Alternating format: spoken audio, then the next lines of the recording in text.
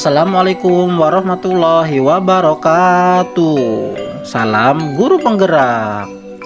Di video kali ini izinkan saya memaparkan demonstrasi kontekstual modul 3.1 pengambilan keputusan berbasis nilai-nilai kebajikan sebagai pemimpin.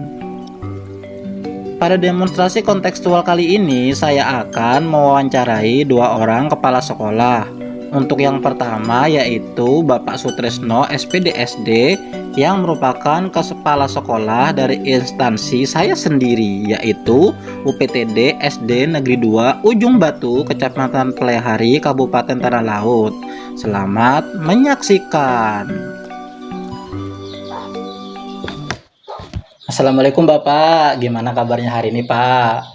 Waalaikumsalam, alhamdulillah kabar saya hari ini baik. Terus bagaimana kabarnya Pak Eko hari ini? Alhamdulillah juga Pak, hari ini ulun kabarnya baik banget. Nggak ada kurang satu apapun sih, dan sudah ya sehat-sehat aja lah. Alhamdulillah. Hari ini Pak ulun tuh ada perlu sedikit sama Pian, mungkin ada sedikit mengganggu waktu Pian juga sih sebenarnya. Nggak apa-apa Pak, kalau ada sesuatu yang ingin didiskusikan atau dimusyawarahkan silakan, insya Allah saya siap. Ini ada tugas mewawancarai beberapa kepala sekolah tentang guru penggerak ini, yaitu modul 3.1 pengambilan keputusan berbasis nilai-nilai kebajikan sebagai pemimpin. Iya, bisa. Kita mulai saja nggak Pak? Boleh. Tapi untuk pertama kali mungkin sampean bisa perkenalan dulu Pak, supaya lebih akrab. Oh baik. Perkenalkan, nama saya Sutrisno, saya selaku PLT Kepala Sekolah di UPTD SD Negeri 2 Ujung Batu, Kecamatan Telehari. Demikian Pak. Oke, terima kasih ya Pak. Ya. Oke, terus di sini nih kita mulai dari yang pertama ya. Bagaimana sih Bapak dapat mengidentifikasi kasus-kasus yang merupakan dilema etika atau bujukan moral di sekolah ini Pak? Kalau mengenai bujukan moral atau dilema etika, terlebih dahulu saya analisis kasus tersebut, mana yang termasuk di dalam kasus bujukan moral dan juga mana yang termasuk kasus-kasus yang dalam dilema etika. Kalaupun bujukan moral, terdapat bujukan moral, sebisa mungkin saya mencarikan solusi supaya kasus tersebut dapat terselesaikan dengan baik dan cepat, karena di dalam kasus tersebut sudah nyata-nyata atau nampak sekali kejelasan benar dan salahnya. Tapi kalaunya di dilema etika itu agak perlu pemikiran ekstra, dan juga bisa jadi kita membutuhkan bantuan guru-guru ataupun pihak-pihak terkait, warga sekolah dan komite bisa juga. Iya. Terus selama ini bagaimana ya Bapak menjalankan pengambilan keputusan di sekolah ini, terutama untuk kasus-kasus di mana ada dua kepentingan yang sama-sama benar atau sama-sama mengandung nilai kebajikan? Kalau untuk kasus seperti itu, saya lebih mengedepankan nilai-nilai kebajikan. Kita pilih-pilih dulu, atau kita pilah dampak positif dan dampak negatif agar keputusan yang kita ambil dapat memuaskan semua pihak. Kemudian terus apakah ada langkah-langkah atau prosedur yang seperti apa yang biasanya Bapak lakukan selama ini? Langkah-langkahnya ya. Langkah-langkahnya. Bisa jadi kalau ada kasus di sekolah, pertama kita identifikasi masalah dulu. Setelah itu kita kumpulkan fakta-fakta terhadap kasus yang muncul. Kemudian setelah fakta-fakta terkumpul, kita konfirmasi fakta-fakta tersebut, kemudian kita cari solusi yang terbaik. Nah, begitu. Terus selanjutnya untuk hal-hal apa saja ya yang selama ini Bapak anggap efektif dalam pengambilan keputusan pada kasus-kasus yang dilema etika tadi, Pak? Oh, kalau dilema etika itu Hmm. karena memerlukan pemikiran yang agak ekstra. Oh, nggih, nggih. Jadi untuk lebih efektifnya saya bersama guru-guru ataupun pihak terkait, paguyuban atau orang tua mencarikan solusinya yang terbaik bagi kita semua, bagi murid kita semua, agar suasana yang terdapat dalam sekolah kita menjadi sekolah yang benar-benar nyaman, kondusif, dan pokoknya bermanfaat bagi kita semua. Ya kayak gitu. Iya, Pak. Kemudian hal-hal apa saja ya yang selama ini merupakan tantangannya, Pak, dalam Iya. pengambilan keputusan pada kasus-kasus yang dilema etika tadi? Ya, kalau tantangan ini pasti ada di setiap satuan pendidikan. Namun keputusan yang kita ambil tentunya kita kedepankan itu musyawarah atau kolaborasi atau diskusi guna mendapatkan hasil yang memuaskan semua pihak. Kemudian keputusan itu dapat kita pertanggungjawabkan, kita sosialisasikan supaya transparan dan agar semua pihak yang terkait, warga sekolah dan semuanya hasilnya menjadi lebih baik. Oh, oke, siap-siap. Terus kemudian tentang jadwal nih. Ya. Selama ini apakah Bapak punya jadwal tertentu ya dalam penyelesaian kasus dilema etika ini? Apakah Bapak langsung menyelesaikannya di tempat pada waktu itu atau ada jadwal khusus, Pak, untuk menyelesaikannya? Kemudian apa bentuk atau prosedurnya itu seperti apa, Pak? Kalau jadwalnya sendiri itu tidak ada. Namun kita lihat dulu kasusnya untuk dilema etika. Misalkan kasusnya bisa kita tangani, kita secepatnya kita berikan solusinya. Namun apabila kasus itu ternyata sedang ataupun berat, itu perlu kita berkolaborasi, kita musyawarahkan bersama untuk kepentingan bersama. Demikian, Pak Eko. Oh, nggih. Terima kasih, Pak. Terus kemungkinan kan setelah ada keputusan tadi, Pak, ya. Iya. Apakah ada seseorang atau faktor-faktor apa yang selama ini mempermudah atau membantu Bapak dalam mengambil keputusan dari kasus-kasus dilema etika tadi, Pak?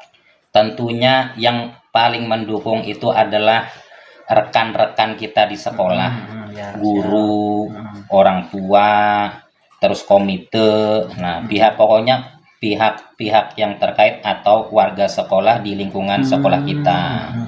Ya. Kemudian dari semua hal yang telah disampaikan tadi, Pak, pembelajaran apa yang dapat Bapak petik dari pengalaman Bapak dalam mengambil keputusan dilema etika tadi, Pak? Oh iya, kalau dilema etika ini secara pribadi kalau secara pribadi itu kita bisa menempatkan diri sebagai pengambil keputusan, bisa juga kita menumbuhkan sifat kesabaran, sifat tanggung jawab, dan untuk sosialnya yaitu kita komunikasi dengan rekan-rekan kita menjadi lebih baik, berkolaborasi, berdiskusi, musyawarah, itu bisa dengan rekan-rekan kita ataupun komite dan juga orang tua wali. Oh, oke, mantap sekali, Pak. Hari ini saya dapat ilmu baru nih. Mudah-mudahan saya juga bisa menerapkan apa yang telah Bapak lakukan. Amin, mudah-mudahan. Pelan-pelan saja, Pak, kita sama-sama belajar juga. Siap, Pak. Iya. Mungkin cukup dulu, Pak, sharing kita hari ini, Pak. Oh, nggih, Terima bisa. kasih atas waktu yang diberikan sama Bapak. Nggih, sama-sama. Wassalamualaikum warahmatullahi wabarakatuh. Waalaikumsalam warahmatullahi wabarakatuh. Yang kedua adalah Bapak Samsul Arif SPD yang merupakan Kepala Sekolah dari UPTD SD Negeri 1 Ujung Batu, Kecamatan Pelahari, Kabupaten Tanah Laut. Selamat menyaksikan. Assalamualaikum Bapak, gimana kabarnya hari ini? Waalaikumsalam warahmatullahi wabarakatuh. Alhamdulillah, baik-baik saja, Pak Rahmano. Alhamdulillah, nggih. Ini Pak, saya hari ini tuh ada sedikit perlu mungkin ada sedikit mengganggu waktu Bapak lah.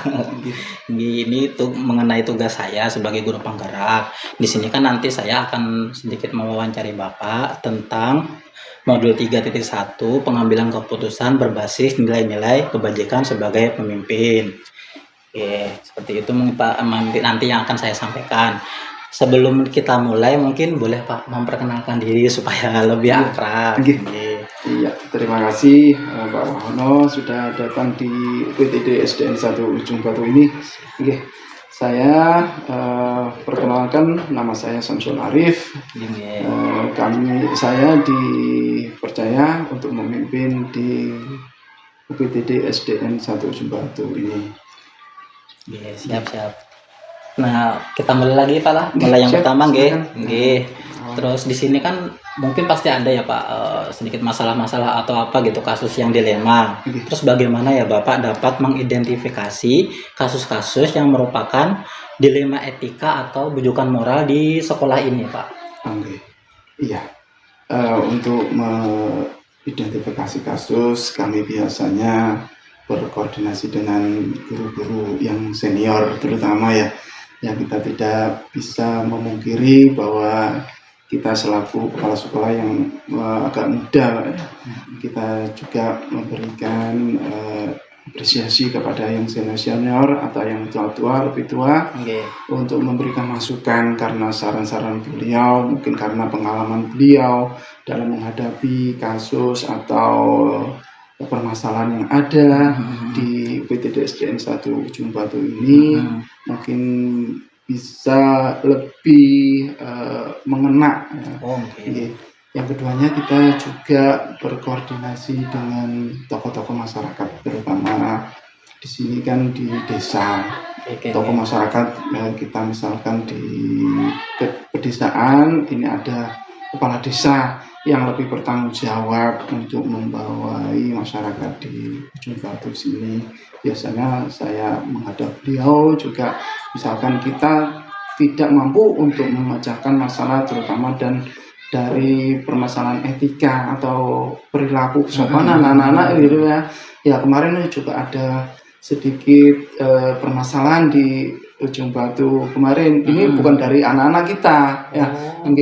Ini dari warga masyarakat. Ya, mungkin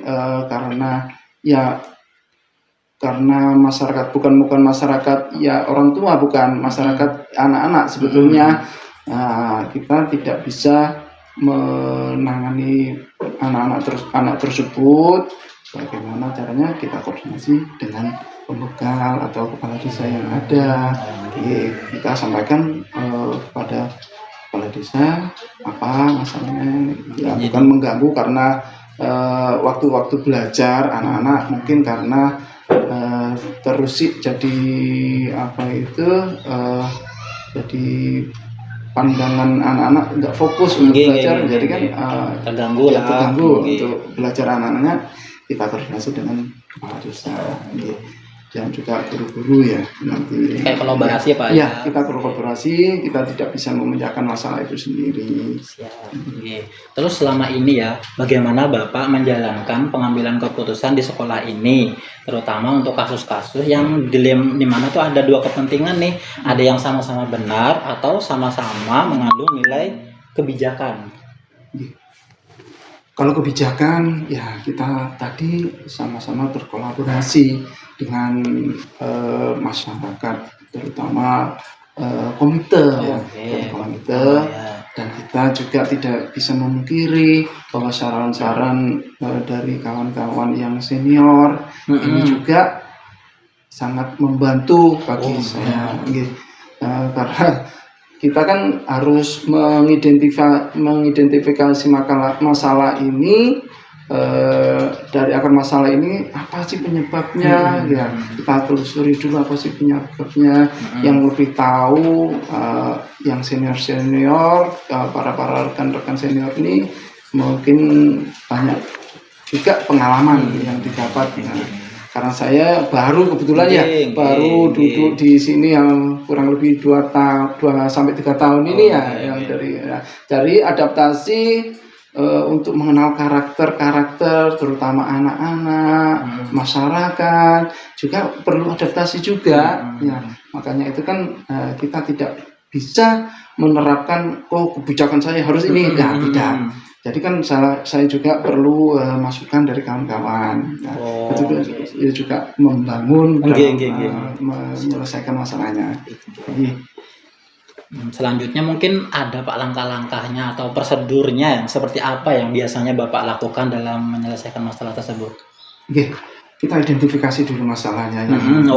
Diidentifikasi ya. Masalah, lalu kita sampaikan ke kawan-kawan, kawan-kawan bagaimana cara mengerjakannya. Nah, kita lakukan bersama-sama identifikasi masalah, mengadukan ke kawan-kawan, adukan solusi ya, komunikasi dengan kawan-kawan, caranya untuk mencari solusinya. Lalu lah kita musyawarahkan bagaimana cara untuk memecahkan masalah tersebut. Nah, kalau itu cukup, saya rasa cukup, oh ini bisa terpecahkan, berarti saya tidak mengajak untuk berkolaborasi dengan tokoh-tokoh masyarakat yang ada. Jadi cukup masalah di sini aja, di warga sekolah aja yang bisa untuk menyelesaikan masalah tersebut. Siap. Kemudian terus ada lagi Pak, hal-hal apa saja yang selama ini Bapak anggap efektif dalam pengambilan keputusan pada kasus-kasus yang dilema etika tadi Pak? Oke. Untuk pengambilan keputusan ya, terutama masalah-masalah yang mengandung etika ini, kita tanamkan kita tanamkan ke anak ini moralnya terutama ya. Nah, moralnya tanamkan akhlaknya yang kita anukan itu.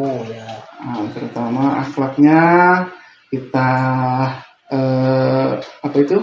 suntik dengan pembelajaran, terutama pembelajaran sehari-hari. Misalkan gini, anak pembiasaan lah, pembiasaan. Misalkan anak-anak ini waktu datang kita cium tangan, berjabat tangan dengan guru-guru, kebiasaan seperti itu. Budaya positif ya.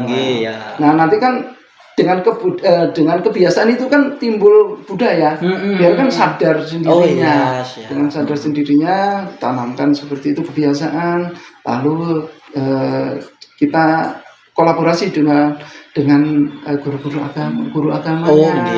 Guru agama kita tanamkanlah akhlak-akhlak yang luhur, akhlak budi pekerti yang luhur. Nah, seperti itu. Dan ketiganya, kita juga tidak lepas dari masyarakat. Kita masyarakat minta tolong, terutama tokoh-tokoh agama, untuk memberikan sedikitlah, paling tidak kan harus kerjasama dengan kita sekolah. Misalkan kita membuat program, misalkan ya pembiasaan baca Yasin, itu juga harus diterapkan juga di masyarakat juga. Pak, tadi kan tentang pengambilan keputusan, kemudian pasti ada Pak tantangannya Pak. Nah, menurut Bapak ini tantangannya tuh seperti apa Pak dalam menghadapi kasus yang dilema etika tadi Pak? Tantangannya ini yang dari luar ini kayaknya kurang kita bisa kita belum bisa menjalankan secara efektif dan efisien. Karena mungkin faktor dari luar ini jarang ketemu. Misalkan dari pembekal atau kepala desa ya. Nah, ini kan untuk cari pemecahan masalah itu kan harus ketemu juga dengan beliau. Nah, kadang-kadang saya melalui WA nggak langsung dibalas. Untuk itu kendala kita untuk mengadakan pertemuan. Ini kayak apa? Balasannya lama sekali juga waktunya, nggak langsung gitu. Nah, seperti itu kendalanya ya, untuk bertemu dengan masyarakat yang di luar faktor luar ini kurang ada waktu ya. Nggak ada waktu jadwal karena kesibukan beliau yang di luar dan sebagainya. Mungkin dari luar itu yang kendala yang saya hadapi Oh. Kemudian apa ada Bapak itu memiliki jadwal tertentu Pak dalam sebuah penyelesaian kasus dilema etika. Kemudian apakah Bapak langsung menyelesaikannya saat itu atau ada jadwal tertentu nih dalam menyelesaikan, terus bentuk atau prosedurnya itu seperti apa Pak yang biasanya dijalankan? Oke. Kalau untuk masalah etika, misalkan yang permasalahan yang mendesak harus diselesaikan, kita selesaikan waktu itu juga, ya misalkan kenakalan dan segala macam. Kalau untuk mengajarkan untuk ke anak-anak, ini kan perlu proses budaya tadi ya, perilaku yang baik atau akhlakul karimah, istilah Arabnya, bahasa Arabnya. Akhlakul karimah ini tidak bisa diperoleh langsung seketika itu. Itu kan perlu proses. Nah, untuk mencapai suatu tujuan, ya itu kan untuk membudayakan akhlakul karimah itu memerlukan proses. Nah, membudayakan akhlak yang baik atau etika yang baik kepada anak ini tidak ada waktunya 1 tahun, 2 tahun tercapai atau tidak. Ini perlu waktu yang agak panjang. Nah, ini mungkin bisa diperoleh anak itu 3 tahun, baru kebiasaan ini bisa membudaya. Kebiasaan yang baik ini bisa membudaya. Nah, suatu kebiasaan yang baik bisa membudaya. Nah, akhirnya anak ini tergeraklah, sudah tergerak hatinya sendiri untuk melakukan perbuatan yang baik tersebut. Nah, proses waktunya. Nunggu proses ya, Proses berarti ya. Kemudian Pak, dalam pengambilan keputusan tadi pasti ada seseorang atau orang-orang yang biasanya membantu Bapak. Apakah ada ya? Atau ada faktor-faktor lain yang selama ini bisa membantu Bapak dalam pengambilan keputusan yang dilema etika tadi Pak? Ada. Ya itu tadi yang saya sampaikan, kawan-kawan yang lebih senior, kawan-kawan kerja kita yang lebih tua, mereka sangat berperan sekali, terutama untuk etika atau perilaku perbuatan yang baik. Ini sangat membantu peran saya untuk menyelesaikan masalah tersebut. Jadi kayak teman-teman di sini Pak, teman-teman pejabat kita. Kemudian dari semua hal yang sudah Bapak sampaikan nih, kemudian pembelajaran apa yang bisa Bapak petik atau ambil dari pengalaman Bapak dalam mengambil keputusan yang kasus-kasus dilema etika tadi Pak? Dalam mengambil suatu keputusan untuk menghadapi dilema etika ini sangatlah perlu waktu yang agak lama, terutama untuk membudayakan etika yang baik kepada anak-anak. Ini kan proses yang agak lama. Nah, jadi ini mungkin proses yang kami tekankan kepada kawan-kawan untuk membuat suatu kebiasaan yang siapa hari ini saya dapat ilmu baru nih dari Bapak nih. Mudah-mudahan nanti apa yang Bapak sampaikan ke saya dan saya ketahui hari ini bisa saya terapkan nantinya Pak. Dan mungkin sudah cukup dulu Pak sharing kita hari ini. Terima kasih banyak Bapak, saya sudah banyak meminta waktu Bapak hari ini, mengganggu ke hari ini Bapak yang sibuk tadi, ada Zoom juga kan, jadi perlu minta maaf banget karena sedikit mengganggu Bapak lah hari ini lah. Tidak apa-apa, terima kasih banyak juga atas kunjungan sampean.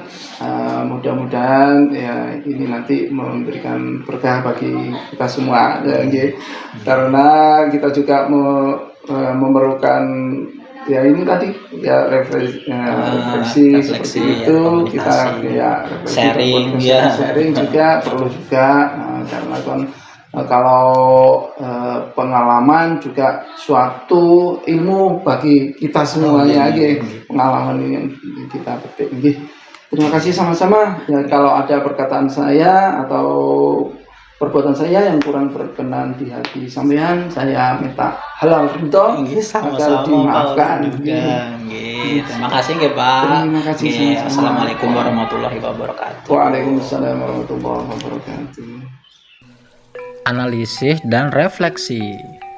Yang pertama, dari 4 paradigma, 3 prinsip, dan 9 langkah dalam pengujian pengambilan keputusan dilema etika, hal-hal menarik yang muncul pada saat wawancara yaitu pada narasumber yang pertama, yaitu Bapak Sutrisno, Kepala Sekolah UPTD SD Negeri 2 Ujung Batu, adalah bahwa dalam pengambilan keputusan dilema etika harus berkomunikasi dan berkoordinasi dengan pihak-pihak terkait seperti guru, komite, orang tua siswa, dan masyarakat sekitar agar kasus-kasus dilema etika dapat teratasi dengan baik dan pembelajaran di kelas menjadi aman dan nyaman. Hal yang menarik pada narasumber yang kedua yaitu Bapak Samsul Arif selaku Kepala Sekolah UPTD SD Negeri 1 Ujung Batu, Kecamatan Plehari, adalah bahwa dalam pengambilan keputusan dilema etika harus berkolaborasi dengan semua pihak yang ada di sekolah, baik dengan guru, tenaga pendidik, komite sekolah, dan tokoh masyarakat yang ada di lingkungan sekolah. Karena dengan kolaborasi semua pihak, maka keputusan yang diambil dapat dipertanggungjawabkan ke depannya. Pertanyaan yang mengganjal dari hasil wawancara bila dibandingkan dengan 4 paradigma, 3 prinsip, dan 9 langkah pengujian sepertinya tidak terlalu ada, karena konsep dilema etika sudah terlihat dan bisa diselesaikan dengan sangat baik dan sudah disosialisasikan ke semua pihak yang terkait dan diterima dengan lapang dada, sehingga bisa memuaskan semua pihak untuk saling memahami kasus-kasus yang telah terjadi.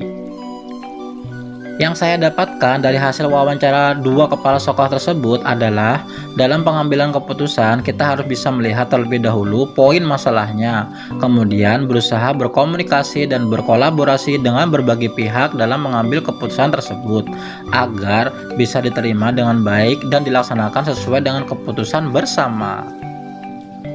Yang kedua, dari hasil wawancara terhadap 2 kepala sekolah tersebut ada beberapa kesamaan, yaitu dalam pengambilan keputusan, hal yang terpenting adalah berpihak pada murid. Selalu berkomunikasi dan berkolaborasi dengan berbagai pihak agar tercipta solusi yang terbaik.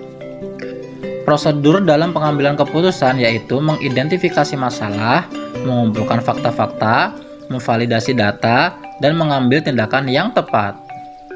Untuk kasus yang ringan diselesaikan saat itu juga, sedangkan kasus yang berat disesuaikan dengan waktu yang telah disepakati. Yang menonjol dari kedua kepala sekolah tersebut sepertinya sama-sama mempunyai kelebihan masing-masing dalam menangani kasus dilema etika. Walaupun beda cara penanganannya, namun hasil yang diinginkan tetap sama, yaitu untuk kebaikan peserta didik.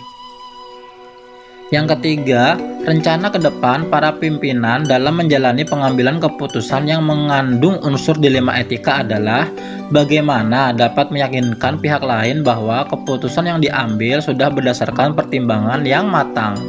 Kemudian mensosialisasikan keputusan dengan pihak terkait agar jelas dan transparan. Selanjutnya, merefleksikan hasil keputusan agar di kemudian hari dapat dijadikan pedoman dalam menyelesaikan dilema etika selanjutnya. Para pimpinan sekolah mengukur efektivitas pengambilan keputusan mereka dengan cara berkolaborasi dan berkomunikasi dengan guru, siswa, wali murid, dan masyarakat, sehingga keputusan yang diambil dapat berpihak pada siswa. Yang keempat, saya dalam menerapkan pengambilan keputusan pada lingkungan adalah saya akan mengamati terlebih dahulu kasus yang ada, kemudian mengidentifikasi nilai-nilai yang saling bertentangan, menentukan siapa yang terlibat, dan selanjutnya saya akan mengumpulkan data dan fakta. Lakukan penerapan uji coba, legal, regulasi, intuisi, publikasi, panutan, dan pengujian paradigma serta prinsip dilema etika. Saya akan menerapkan itu ketika mendapatkan kasus-kasus dilema etika agar dapat diselesaikan dengan baik. Terima kasih. Wassalamualaikum warahmatullahi wabarakatuh.